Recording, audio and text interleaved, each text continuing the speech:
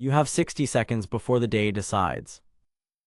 You are awake, your eyes are open, the room is still dark or barely gray, and your hand already knows where the phone is. It is the first reach of the morning, almost before thought, almost before you are a person yet.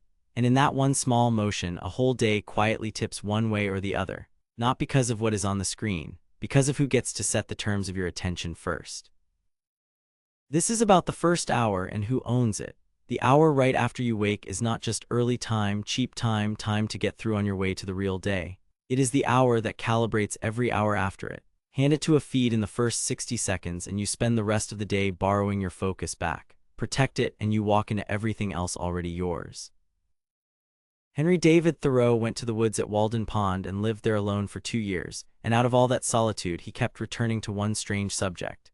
Not nature, not money, mornings. He was almost obsessed with the difference between being merely up and being truly awake. And in the second chapter of Walden he wrote a line so plain it is easy to walk past. Only that day dawns to which we are awake. Sit with how literal that is. The sun rises on everyone. The day technically begins whether you are present for it or not. But Thoreau is saying the day does not really dawn for you, does not become yours until you are awake to it, awake in the deep sense, attention gathered, eyes actually open on your own life. The same chapter has the warning underneath. He says we must learn to keep ourselves awake not by mechanical aids, but by an infinite expectation of the dawn, by an expectation. By treating the morning as something you meet on purpose, not something that happens to you while you scroll. Now put that beside the reach for the phone. The reach is the exact opposite of an expectation of the dawn. It is the surrender of it. Before you have formed a single thought of your own, you have invited 1,000 thoughts that belong to other people, optimized to be loud, into the quietest and most fertile room in your day. You did not wake up to your day, you woke up to theirs. This is where Cal Newport sharpens the same idea with the language of attention. Newport, a computer scientist at Georgetown who writes about focused work, argues that deep concentration is not a mood you stumble into but a capacity you protect, and that what you do in the first part of your morning sets the depth you are capable of for the rest of the day. Fragment your attention in the first hour, he warns, and you do not just lose that hour. You train your mind first thing to crave the very switching and noise that destroy the work that matters. That is the paraphrase, and it is his point, not a quote. Begin the day in shallow water and you teach yourself before breakfast to drown in it. And the danger is precise. It is not the phone as an object, it is the timing. A glance at the screen at 10 in the morning costs you a glance. The same glance in the first 60 seconds costs you the day, because it arrives before your own intentions have a chance to set. The feed does not ask what you are going to think about, it tells you. And a mind told what to attend to before it has chosen for itself spends the next 12 hours reacting instead of deciding. Naval Ravikant, the investor whose collected thinking fills the almanac, puts the stakes in one blunt frame that suits this exact hour. The first hour, he suggests, belongs to you, not to the feed. The way he means it is almost a property line drawn across your morning. There's a stretch of time right at the start that is genuinely yours, the only hours in the day no one has a claim on yet. Give them away to the scroll and you have not lost an hour. You have rented out the one part of the day you actually owned, and you will spend the rest of it working for someone else's attention instead of your own. Again, the framing is his, in my words, not a line lifted from him, but the picture is hard to unsee. The first hour is the only hour you start out owning. Everything after it you have to win.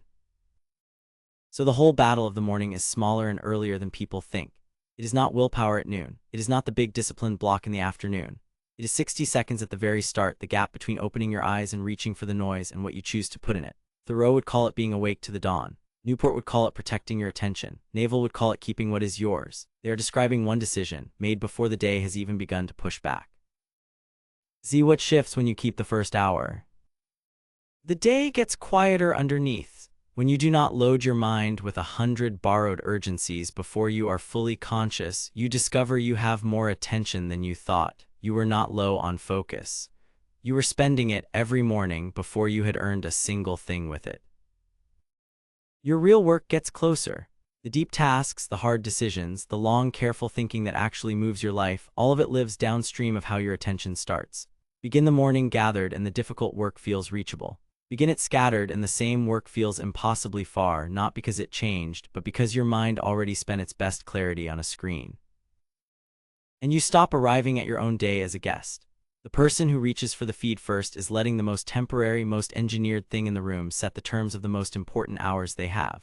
The person who keeps the first hour is not more gifted. They simply did not give the day away before it started. They woke up to their own life the way Thoreau meant it and walked into the morning already holding the keys. So meet the dawn awake and do not give the first hour away. I do not reach for the screen in the first 60 seconds. That minute is mine. I let my own thoughts arrive before anyone else's do. I treat the first hour as the calibration of the whole day, not as time to kill. I protect my attention first because everything I care about is built downstream of it. I keep what is mine at the start instead of renting it out to the feed. I wake up to my own day, and only that day dawns to which I am awake. That is the morning, 60 seconds, and a day that is yours instead of borrowed. The first hour was never small. It was the hour that set all the others, and you can take it back tomorrow before your hand even finds the phone. If this set your morning, stay with this channel. Every morning, the call to begin awake and own the first hour. And tonight, the reflective other half of the same day. Come back this evening for Close the Day Like You Mean It, where the Ignatian examen, Confucius's student Zhengzi, and the Stoic writer Donald Robertson teach the discipline of reviewing the day on purpose before you let it go. Begin disciplined, end reflective. Now begin.